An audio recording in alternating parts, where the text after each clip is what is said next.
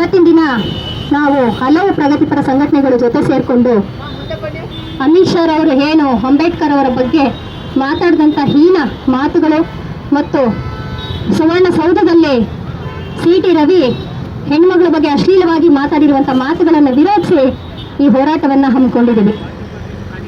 ಇವತ್ತು ಅಮಿತ್ ಶಾ ಹೇಳ್ತಾರೆ ಅಂಬೇಡ್ಕರ್ ಅಂಬೇಡ್ಕರ್ ಅಂಬೇಡ್ಕರ್ ಅನ್ನುವಂಥದ್ದು ವ್ಯಸನ ಆಗ್ಬಿಟ್ಟಿದೆ, ದೇವರ ನಾಮವನ್ನಾದರೂ ಜಪ ಮಾಡಿದರೆ ಪುಣ್ಯ ಬರ್ತಿತ್ತು ಅಂತ. ಆದರೆ ಒಬ್ಬ ಗಡಿಪಾರಾಗಿದ್ದಂಥ ವ್ಯಕ್ತಿ ಜನರ ಓಟುಗಳನ್ನು ಕೊಳ್ಳೆ ಹೊಡ್ಕೊಂಡು ಜನರ ಓಟುಗಳನ್ನು ಕದ್ಕೊಂಡು ಇವತ್ತು ಸಂಸತ್ನಲ್ಲಿ ಕೂತ್ಕೊಂಡು ಮಾತಾಡೋದಕ್ಕೂ ಕೂಡ ಬಾಬಾ ಸಾಹೇಬ್ ಅಂಬೇಡ್ಕರ್ ಅವರು ಕೊಟ್ಟಿರುವಂತಹ ಸಂವಿಧಾನಬದ್ಧವಾದಂಥ ಮತದಾನದ ಹಕ್ಕು ಅನ್ನೋದು ಅಮಿತ್ ಶಾ ಅವರಿಗೆ ಮರ್ತೋಗ್ಬಿಟ್ಟಿದೆ.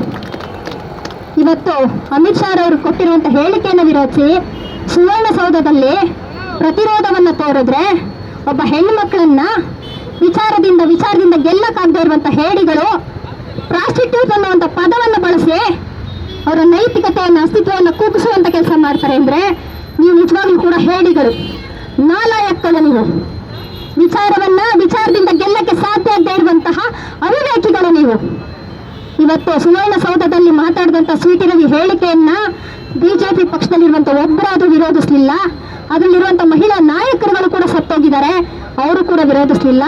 ಬದಲಿಗೆ ಯುದ್ಧ ಗೆತ್ಕೊಂಡು ಬಂದಂಗೆ ಬೇಲ್ಕೊಟ್ಟು ಈಚೆ ಕಳಿಸಿದ್ರೆ ಹಾರ ಹಾಕಿ ಹಾಲಿನ ಅಭಿಷೇಕ ಮಾಡಿ ಸ್ವಾಗತ ಮಾಡ್ಕೋತೀರಾ? ನಾಚಿಕೆ ಆಗಲ್ವಾ ನಿಮಗೆ?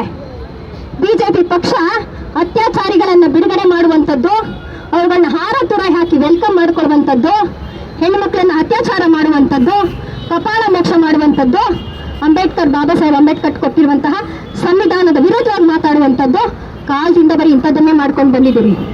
ಈ ದೇಶದ ಜನ ನೋಡ್ತಾ ಇದ್ದಾರೆ. ಮಿಸ್ಟರ್ ಅಮಿತ್ ಶಾ ಅವರೇ, ನಿಮ್ಮ ಒಂದು ಸರ್ವಾಧಿಕಾರಿತನದ ಧೋರಣೆ ನಡೆಯೋದಿಲ್ಲ.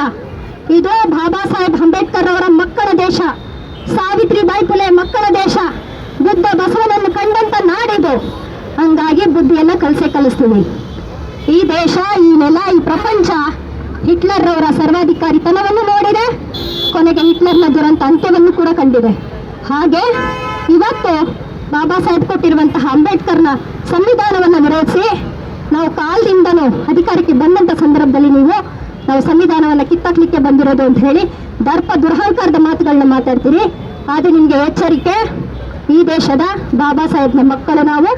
ಬಾಬಾ ಸಾಹೇಬ್ ಕೊಟ್ಟಿರುವಂಥ ಸಂವಿಧಾನವನ್ನು ಉಳಿಸ್ಕೊಳ್ತೀವಿ ವಿನ ನಿಮ್ಮ ಈ ನಾಡಿನಲ್ಲಿ ಸಂವಿಧಾನವನ್ನು ಕಿತ್ತಾಕಿ ಆಳ್ವಿಕೆಯಲ್ಲಿ ಮೆರೆಯೋದಕ್ಕೆ ಖಂಡಿತ ಬಿಡೋದಿಲ್ಲ. ನಾಚಿಕೆ ಮಾನ ಮರ್ಯಾದೆ ಅನ್ನುವಂಥದ್ದಿದ್ರೆ, ನಿಮಗೆ ಸ್ವಾಭಿಮಾನ ಅನ್ನುವಂಥದ್ದಿದ್ರೆ, ಬಾಬಾ ಸಾಹೇಬ್ ಅಂಬೇಡ್ಕರ್ ಅವರು ಕೊಟ್ಟಿರುವಂತಹ ಸಂವಿಧಾನಬದ್ಧವಾಗಿರುವಂತಹ ಹಕ್ಕನ್ನು ಬಳಸ್ಕೊಂಡು ಅಧಿಕಾರಕ್ಕೆ ಬಂದಿದ್ದೀರಿ. ನಿಮಗೆ ಮಾನ ಮರ್ಯಾದೆ ಇದ್ರೆ ಸಂಸತ್ನಿಂದ ಆಚೆ ಬನ್ನಿ. ಸುವರ್ಣಸೌಧದಲ್ಲಿ ಮಹಿಳೆಯರನ್ನು ಪೀಡಿಸುವಂತಹ, ನಿಂದಿಸುವಂತಹ, ಅಶ್ಲೀಲತೆಯನ್ನು ತುಂಬಿಕೊಂಡಿರುವಂತಹ ಕೋಮುಖ ಕಾಮಿ ಸಿ.ಟಿ. ರವಿನಂತವ್ರಿಗೆ ಯೋಗ್ಯತೆ ಇಲ್ಲ, ನೈತಿಕತೆ ಇಲ್ಲ ಕೂತ್ಕೊಳ್ಳಿಕ್ಕೆ. ಮೊದಲು ಸುವರ್ಣಸೌಧದಿಂದ ಅವನನ್ನು ಒದ್ದು ಆಚೆ ಹಾಕಿ.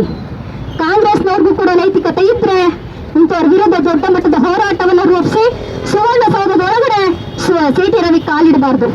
ಸಂಸತ್ನಿಂದ ಅಮಿತ್ ಶಾ ವಜಾ ಆಗೋವರೆಗೂ ನಿಮ್ಮ ಹೋರಾಟವು ನಿಲ್ಲಬಾರ್ದು. ಅದರ ಆಚೆಗೆ ಈ ನೆಲದ ಎಲ್ಲ ಪ್ರಗತಿಪರ ಸಂಘಟನೆಗಳು ಅಮಿತ್ ಶಾ ಕ್ಷಮೆ ಕೇಳೋವರೆಗೂ ಹೋರಾಟ ಮಾಡ್ತೀವಿ. ಇವತ್ತು ಸಾಂಕೇತಿಕ ಹೋರಾಟ ಮಾಡಿದ್ದೀವಿ.